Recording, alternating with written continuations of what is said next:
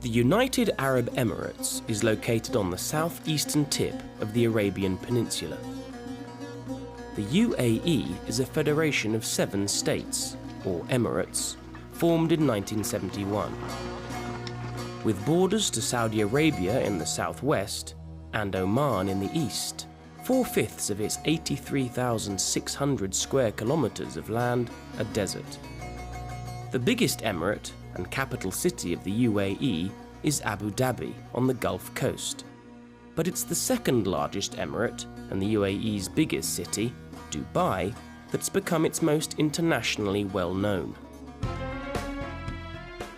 And it's the stunning architecture of the city that is its most distinctive and recognizable feature.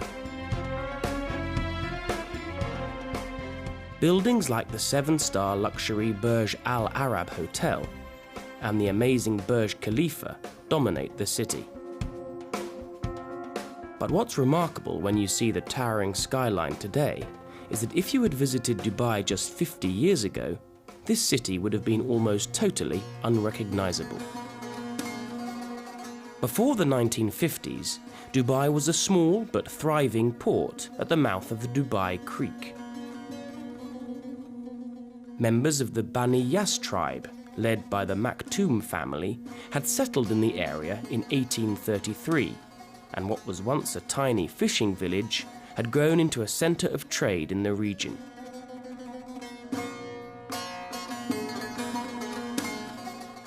Traders from Iran and India brought their fish, spices, pearls and fabric by boat to sell at the market, or souk.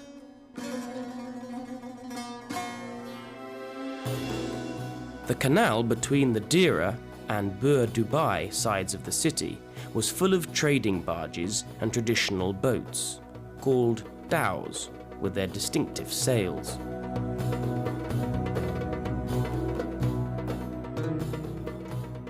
But in the 1960s, everything started to change. Oil was discovered in the region.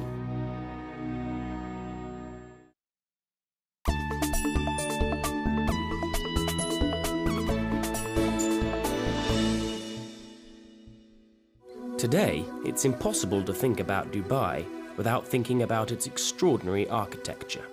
With more than 60 buildings over 200 meters high, skyscrapers dominate the heart of the city. 2 of the most talked about structures are the Burj Al Arab and the Burj Khalifa.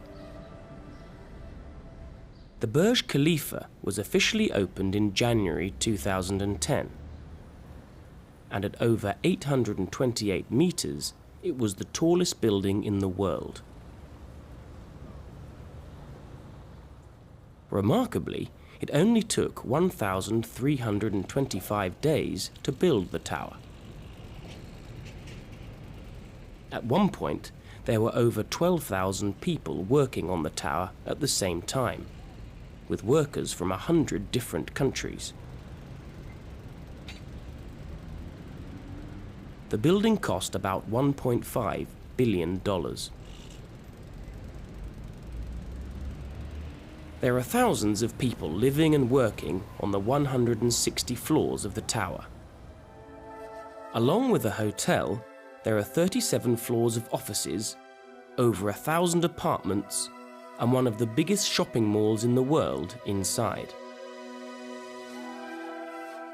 On level 124, there's an observation deck with stunning views across the city and coastline. By Dubai standards, the Burj Al Arab Hotel is almost an historic building, and a short one too. The hotel opened in 1999 and stands at a mere 321 meters. Inside, it's like a vast palace, where guests can enjoy themselves in 7-star luxury. But it's the distinctive shape of the building that has made it an architectural icon. The hotel stands on a man-made island 280 meters from the coast, and its design mirrors the shape of the sail of a traditional Arabian dhow. In this way, the contemporary building is linked with the city's heritage as a trading port. This connection between the past and present is something that can easily be lost in the forest of modern metal and glass high-rise structures.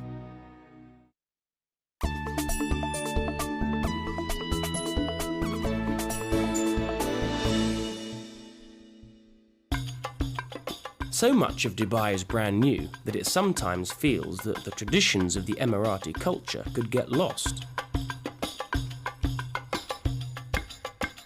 But there are elements of traditional architecture that are not only being preserved, but becoming increasingly popular in modern designs. Aylin Orbashla is an architect who has worked extensively in the Middle East. I'm an architect by training, but I specialised in historic buildings and the conservation of historic buildings and historic areas. Aylin has spent time looking at the historic buildings in Dubai.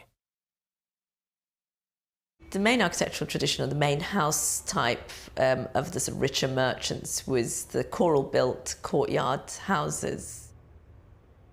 They were square or rectangular with a big courtyard in the middle that would provide shade during the hot summer days. And most notably, they had wind towers, which is an idea the Iranian merchants brought from Iran with them when they settled in Dubai. In the past, wind towers served a very practical purpose. They were an early form of air conditioning. The air captured by the tower circulated around the home, keeping it cool in summer, when the temperature can rise above 50 degrees. And today, wind towers are increasingly common, even in new buildings. But with modern technology, are they still needed? Not in the hugely practical sense, because buildings are sort of built and cooled in very different ways, using air conditioning and a lot more mechanical ways. But it remains a very strong symbol of Dubai. So if people talk about traditional architecture in Dubai, the wind tower is that sort of known symbol. And therefore, many new buildings in Dubai have used the wind tower in one form or another, in a sort of symbolic way rather than an actual useful way. Dubai is a city of many faces, and there is pride in different forms of architecture. There is pride in the historic buildings that have survived and that have been restored. There is pride when people choose to use the wind tower in their architecture, in their buildings, and they are sort of well talked about amongst locals. At the same time, they're very proud of technological innovation and buildings that are breaking boundaries, that are the highest, the biggest, and gradually moving towards buildings that are highly energy efficient and things. So there is pride in all these different elements. So, like the sail of the Burj Al Arab, the architectural design of the wind tower is a strong symbol of both old and new Dubai. And it's this combination of old and new that makes the city such an interesting place for architecture.